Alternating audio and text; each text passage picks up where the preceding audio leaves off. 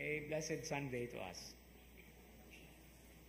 Today's gospel reading, with the particular connection of the first reading and the greater challenge that the second reading poses to us about faith with works, or something like to the effect of saying, it is not just about contemplative prayer, but also about active prayer, putting prayer into action.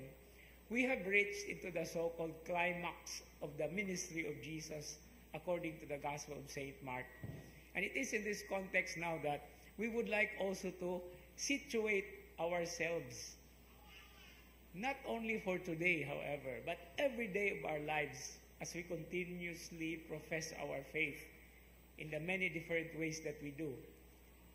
Because this particular aspect of the ministry of the Lord Jesus is now trying to get hold of what the disciples o unsay ilahang nahibaw-an o unsay ilahang nakatunan kang Jesus, but most specifically regarding who Jesus is in their lives. It's not about who Jesus is among or from what the people say. This is a very personal dimension, because this particular gospel reading also is addressed to each and every one of us now. When Jesus said to his disciples, "Who do you say that the Son of Man is?" That I am. No? This is also the same question that is being thrown to us. Now, one particular context that we have to situate here is because daghan kayong mga anggulo ang atong ebanghelyo karon. But to get into one particular and necessary point here is listening from Jesus rebuking Peter. Now, nindot kayo ni diri nga scenario kay when Peter heard about Jesus, because he said, "You are the Messiah, you are the Christ." No, siya nakatagna og una. No, nakauna lang siya. No, I was even telling to the people attending the Bible study last Friday nga, quick to the draw, no? Mura bag Pedro, quick to the draw. So siya nakauna og tubag, no? Tinuod ang iyang gitubag. But Jesus had to tell them the real meaning of what a Messiah or what a Christ or what the Christ is all about.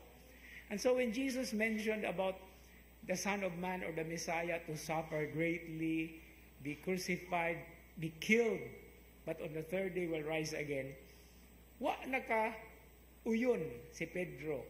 And I think also all the other disciples who were there, because they were expecting a different kind of Messiah, a triumphant Messiah, somebody who will kick the butt of people, katong mga kontra nila, no? The one who is going to liberate them, the one who is going to defend them, no? In war and in many different kinds of defenses. But Jesus is now saying, I am going to suffer. So Jesus had to re-educate the disciples about who he is. And so when he was rebuked by Peter, and the interesting thing about this word is, muna siya gigamit nga pulong in exorcising demons. No? In other words, sa laktod nga pagkasulti sa pinulungan nga atong masabtan, gidala ni Pedro si Jesus palayo sa kadaghanan, niingon siya nga, "Simba ko, Ginoo, mayawaan uroy ka." No? Something to that effect. And so, Jesus, what did Jesus do? Without directly saying immediately to Peter, iyasag nga gitanaw usab ang mga tinunan. And then, he also rebuked, he also exorcised Peter. And the exorcism formula here is found in the word Satan. But we have to be very careful about this, because Satan should not be in the capital S, but it should be a small s. Because in Hebrew, and in the Semitic sense, Satan or Satan is somebody who actually is a hindrance. No? In the book of Job, if you study even clearer and deeper into the scriptures, Satan with a small s is a member of the heavenly council in the book of Job. Siya to mo ining instigate nga sulayan si Job. No, ningon ang Ginoo, okay, you can do it, but don't touch him, don't kill him. No? So thus Satan is somebody who can be a stumbling block. And this is what Peter now is doing. That's why he addressed Peter, "Get behind me, Satan." Now, those of you who have already heard many translations before, the famous translation of this line is, "Get out of my sight, you Satan." No? Get out of my sight, kay exorcism man. Pero, dili man na mao ang pulong nga gisulti gyud ni Jesus. No? It is just because of the exorcism dimension, because you get behind, or you get out. No, luoyang Pedro, no, og tinuod na, wani Pedro sunod ani. No? But Peter continued to follow. And the word here is follow. Because Jesus said to him, "Get behind me." And being behind is the proper place of a disciple. Kay sumusunod raman, no disciple goes ahead of the master. And this is now where we get the sense of connection. Get behind me.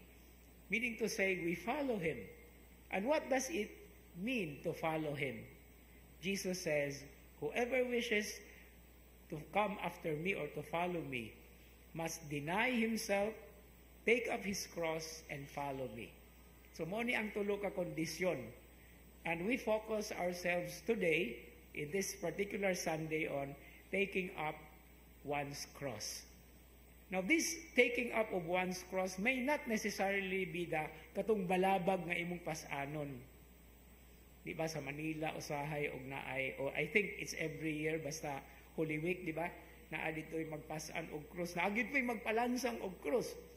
But this expression of Jesus goes beyond.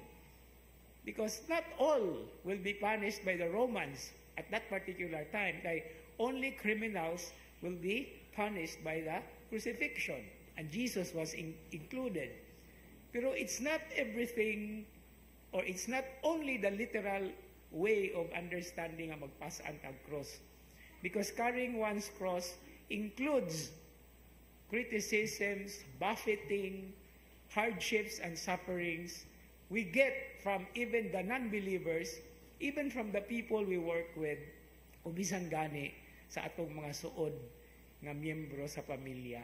Muni ang mga gipas-an sa kinabuhi. And this signify what the cross is. Kanang mga bugal-bugal, kanang mga pagsaway, because we are trying to be faithful to our faith. No? That's why even the closest in our lives, pwedeng mamahimong krus. And allow me to repeat what I have been using as an illustration about this particular concretization of in a particular story. No, nga dihay asawa, no, ganing simba sayo sa buntag. Pero usually ang iyang bana kuyog yun na niya. Pero the previous night dihay kalingawan ang iyang bana nga wala ka mataog sayo. So to make the long story short, the wife went to the mass early in the morning, and the gospel reading is this. And the priest says that taking up one's cross, no, just like what I have been saying, is also to actually embrace practically those people who give you some hardships in your life. You are trying to solve and you are trying to practically be with, but they are close to your lives. Your cross are your closer people to your lives. So after the mass, because the priest said, okay, you can do that after the mass. Try to concretize it. So, pagpauli sa asawa, sayo pa buntag, nakamata na iyang bana, gisugat siya, no, giabrihan sa portahan, gihalukan. Yan, napagani baho-baho po nga, paghalok sa baba, kay bago pagong mata. Yan, diingon din ang asawa, okay, good morning, diingon po iyang bana, good morning, love, pagkiss. Dayon, giaswat siya sa iyang asawa. Diingon din ang bana, oh, nganong imo man kung giaswat? Ingon din ang asawa, because the priest in today's mass says, carry your cross. Okay. So, kamo na lang sumpay ana pagpasabot. But these are the many different challenges that we have in our lives. And as Christians, we all have crosses to bear. But do not forget that the cross is a positive sign. The cross is a positive sign. Whenever we see the cross, whenever we make the sign of the cross, whenever we pray, it is always challenging us to be always positive despite the many different challenges in our lives. That's why Christians, whether we like it or not, because of the cross of our Lord who has saved us from sin, from the evil one, and from death, are positive people. So please be positive. Amen.